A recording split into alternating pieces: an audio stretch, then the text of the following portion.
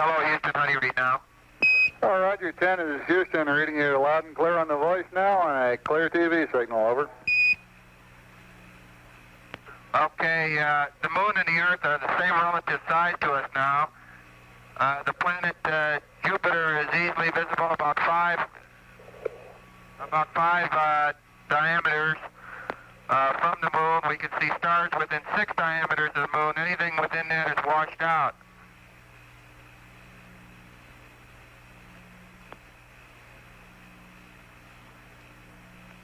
The Mare areas are very easily visible. The Sea of Fertility, the Sea of Tranquility, where the basic landing sites are, Sea of Serenity, are the 2 large Mare areas to the center bottom right of your screen as you approach the terminator.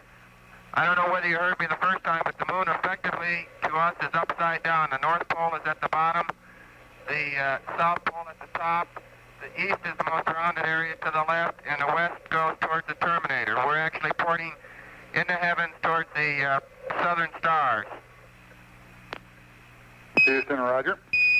The moon with the naked eye and through our binocular, we can still see very vividly some of the most important landmarks. We can see Apollo Ridge, which we crossed over and used as a basic IP for our approach to landing site 2. We can see some of the smaller craters that surround our landing site area are clearly visible to us yet at this time. And I might add that the moon from this position is quite an awesome sight. I hope that this picture is giving you the detail, the resolution that we see with the naked eye here. Roger, we're getting very good resolution on the black and white monitor here at the console. And I guess we all wish we could be up there with you looking at it firsthand. Well, Jack, you and the folks that are seeing us are watching us leave the moon, and we're moving away, as you see this picture, Bruce, at about 3,500 miles per hour. So if the picture looks like it's getting smaller slowly, it really is. Roger, Jim. Let me take you over, Bruce, to show you the Earth from Tom's window.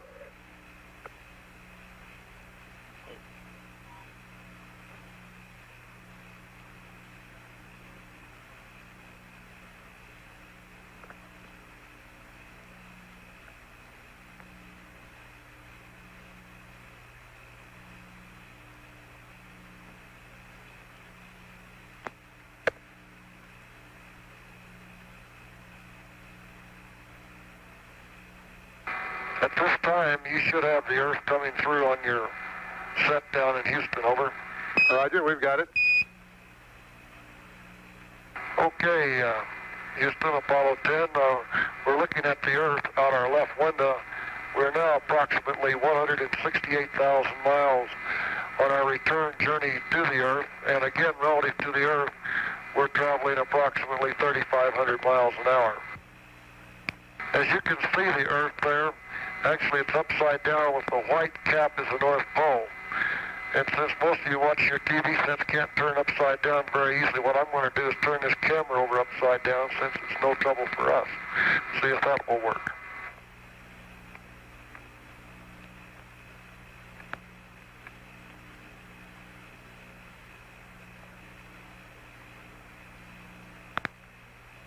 Okay, there we go. It's pretty easy for us to go upside down and right side up. As far as attitude, it makes very little difference except for a maneuver. And so, requiring all of you people to stand on your head to recognize the great state of California out there, I'll just turn this upside down in my hand. As we look out there, we can see the Terminator. It has definitely crossed over into the Arizona area. And Baja, California is barely discernible. You may not be able to see it due to the cloud cover. Also, it looks like we have some clouds all the way up to Los Angeles. May even be foggy out there today. Up towards Seattle, Washington, looks like some cloud cover. And the North Pole still has that same complete coverage as northern Canada over into Russia. The same cloud coverage that we have observed all the way on our trip out from Cape Kennedy starting last Sunday. It's a very beautiful, beautiful view as we start our return visit journey there to the Earth. And we do have a great attitude for seeing it all the time. As we slowly rotate going back home to the Earth, we'll have the Earth out one window and then the moon out the other, and later on the sun. At this time, again, you can see that the majority of the features are strictly clouds. The blue you see down near the bottom of your screen there is the lower South Pacific Ocean down towards the Galapagos Islands. How's your picture, Houston? Over. Coming in beautifully, Tom. Roger. A good relative size for both the Earth and the Moon. Tom mentioned one. Another one might be if you took a nickel and held it about 18 inches from your eyeball. That's what the size of the Earth, the diameter of the Earth, and the diameter of the Moon appear to us at the present time. Roger. Understand this tennis ball at arm's length.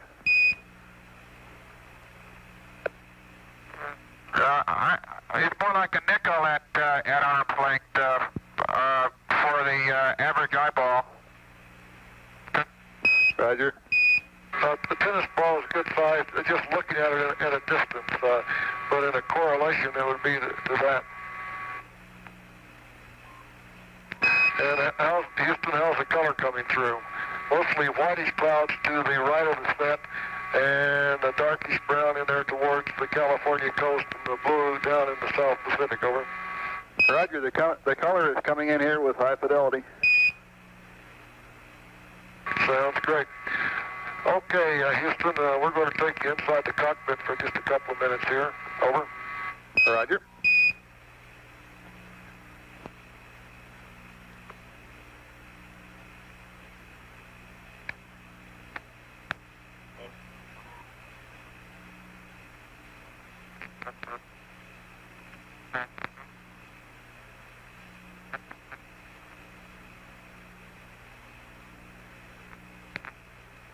Okay, we got the interior scene. Looks like you're looking at the dosimeter, the radiometer there.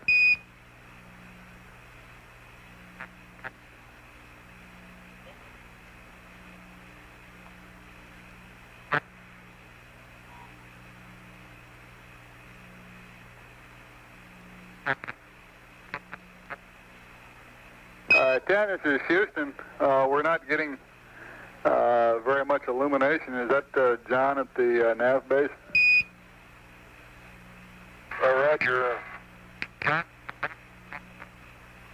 We can make out the wall of the spacecraft clearly there, but as for John's back, it's pretty well shadowed right now. Okay, John's using the optics in a rather unorthodox fashion right at the moment. He appears to be upside down. Just a second. I'll see if I can turn him right side up for you.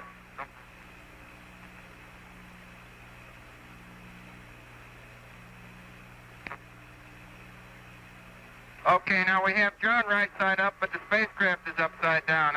We've still got a problem here. Stand by.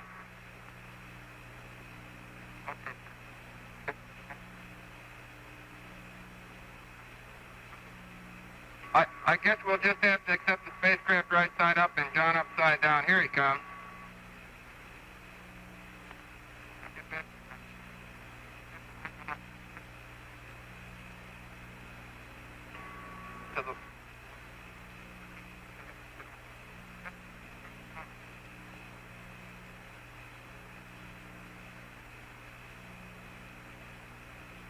Okay, that's a lot better. That's what the average space navigator looks like after 543 marks. You can observe the patch over one eye to help him adapt.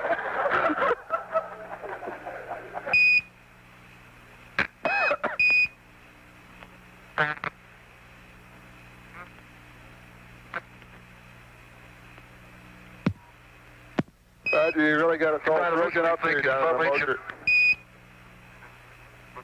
Well, you might think it was some ancient pirate, but actually this is what the modern-day space navigator looks like after all the marks that he's been taking. He's done a fantastic job on determining the altitude of the moon's surface and shooting all the star sightings. Over. You can see John's star chart above his optics right there, and above that are some of the codes that are used to operate the the computer, the guidance computer on board. Roger.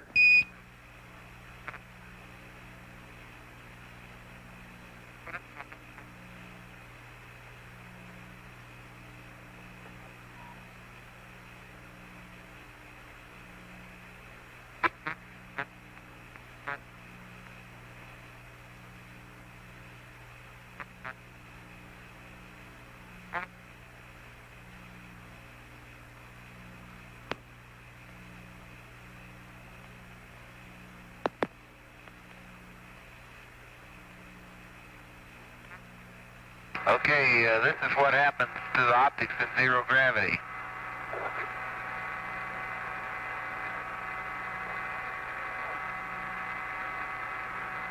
Once you start a screw or a bolt turning up here, it just keeps right on going forever. Just absolutely no friction associated with operation of moving parts. That's why we have to stick everything together with glue.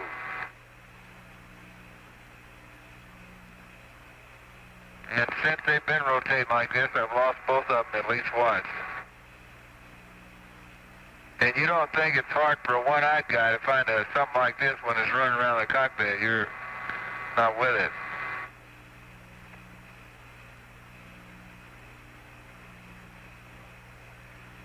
I'll back off and show TP here.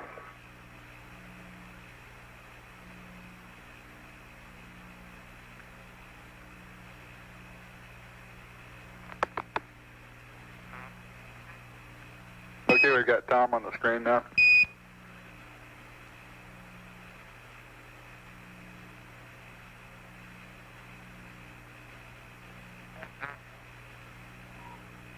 Ten, this is Houston. Tom's voice isn't coming through. As you can see, all of us have grown a little bit of a beard in the 6 days since we left Cape Kennedy.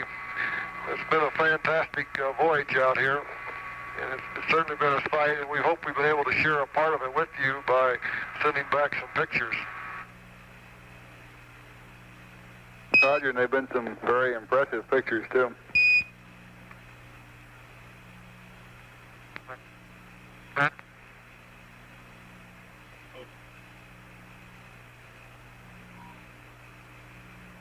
Again, just like we showed you one time before, once you're in zero gravity and you're adapted to it, it makes no difference whether you're right side up or upside down. And we have been floating all over the cockpit doing chores, making attitude maneuvers, shooting stars, as you can see John there.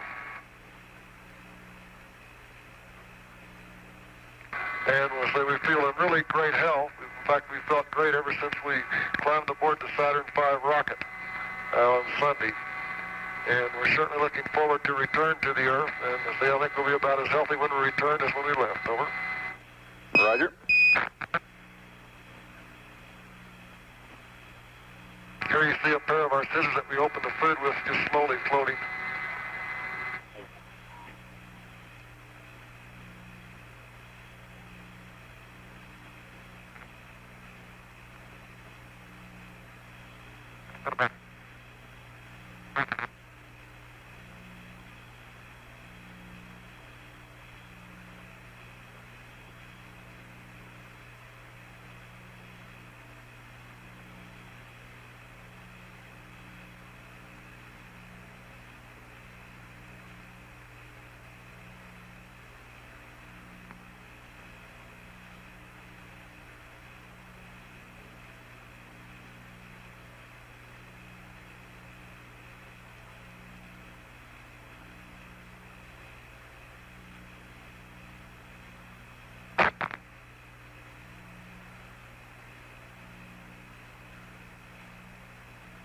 Okay, we'll go over to the right side of the cockpit.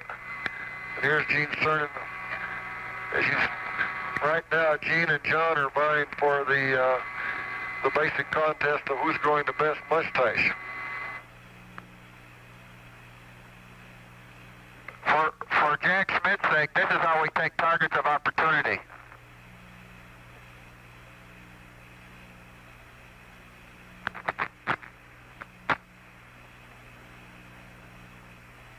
This has been a great trip so far. We worked hard, but but it's been very challenging and very rewarding to us as a team here, and I hope to our team down there, because we couldn't be where we are if it wasn't for all you guys down there, and we really appreciate it. All right, Lieutenant, I'll pass it on to everyone here in the Mokra on the other shifts. And I guess it goes without saying that we admire the fine performance that you all have turned in up there.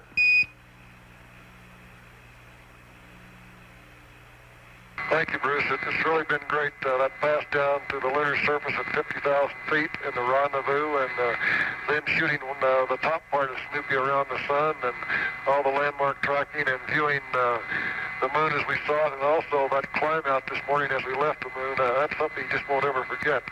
And it was so fantastic that we just wanted to share it there with you. Over. Roger. Here you see Gene turning around a flashlight that's turned on.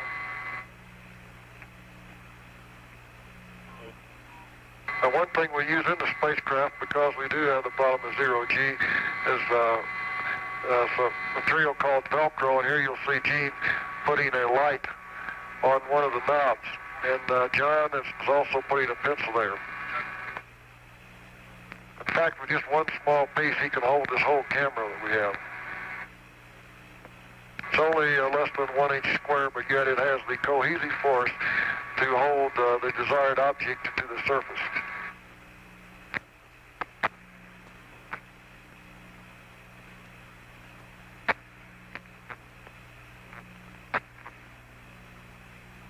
Well, we're going to end our TV cast now by again just showing you the Earth and the Moon for one quick glance. And Gene will take the camera and point it out to the moon. Ten, this is Houston. Is there anything we could see in the vicinity of the tunnel regarding condensation or anything up there? Well, we'll take you up in our tunnel there. We got a lot of gear stored in it.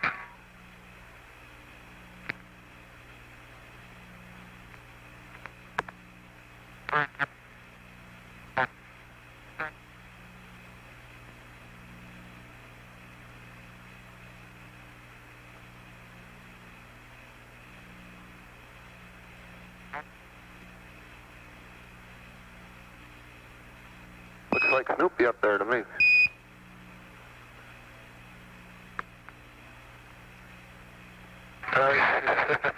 You better believe that may be a part of Snoopy.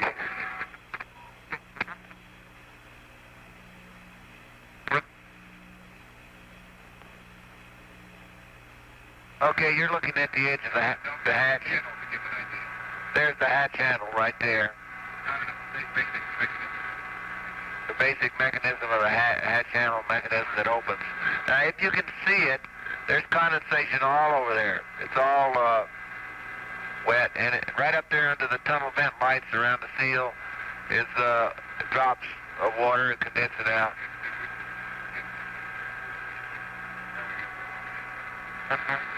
Can you see that water on a tube? Does it show up on a monitor? And there's condensation on the walls of the tunnel as far down as the top of the hatch surface.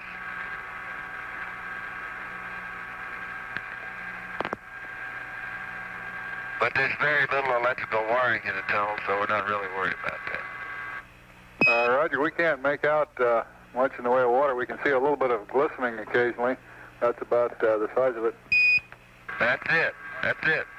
Well, there's a thin film of drops all over the hatch, and right there. Roger, we caught something there.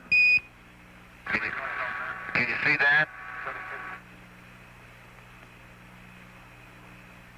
Roger.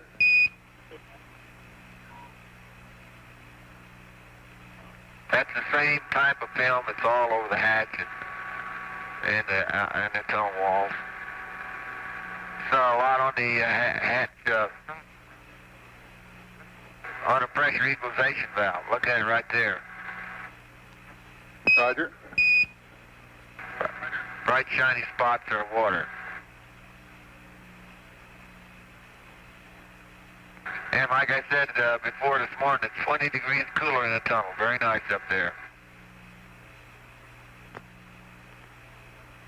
The pressure equalization valve is covered with water. Well, every piece of equipment in there, particularly the steel pieces around the rim of the seal and the pressure equalization valve, are covered with a thin film of water drops.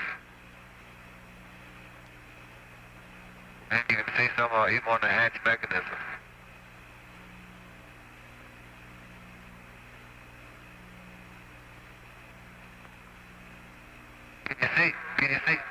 Can you see the alignment arrows? Yes, that's that you used to align the hatch with? Right, the alignment arrow comes through nicely. In fact, we could read, I guess it was gearbox disconnect a few minutes ago. Roger. This hatch weighs about 80 pounds, a little better. And in 1G, and in that, with the man, it has very great difficulty positioning this thing and installing it and locking it by himself. And zero gravity, it's extremely easy to manipulate and operate, and it was even easy to wrestle it by these hoses the other day, which we had to take it out, put it in 2 or 3 times while we were checking out the lunar module, which was attached just above this hatch. But it was a piece of cake to haul it in and out. Reports like that are good news for our AAP package handling problems.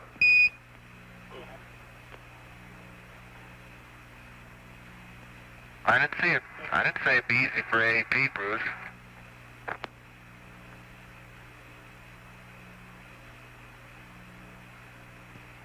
I don't believe you can see it, but there's some big drops of water about the size of a quarter right where John's putting his hand up there right now.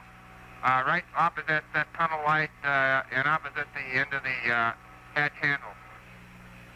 It's on the vertical portion of the hatch.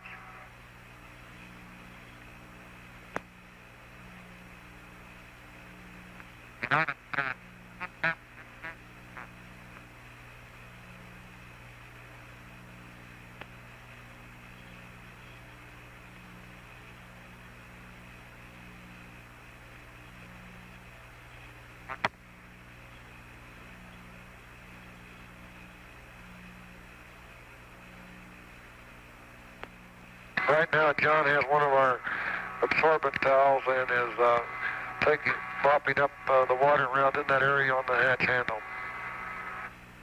Roger.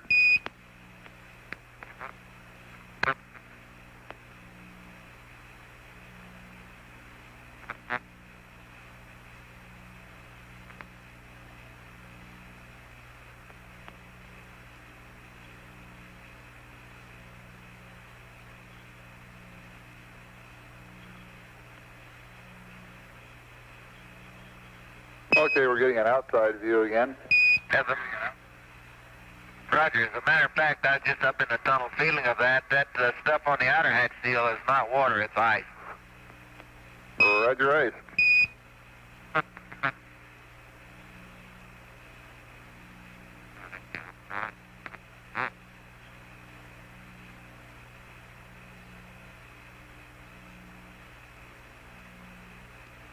Okay, Gene is going to focus in on the moon there. I think he's got it. Over. Roger. Okay, like Tom did with the Earth, I've turned the moon over for you, and you're looking at the North Pole at the top, the East is to the right, and the South is to the bottom of your screen. You're looking at the main area that we were interested in as far as landing site operation is concerned, the dark area in the middle, the Maria, Sea of Tranquility, Sea of Fertility area. As I say, with the naked eye, it's still very plain and very visible, and this is full zoom on the lens. The relative size, again, at some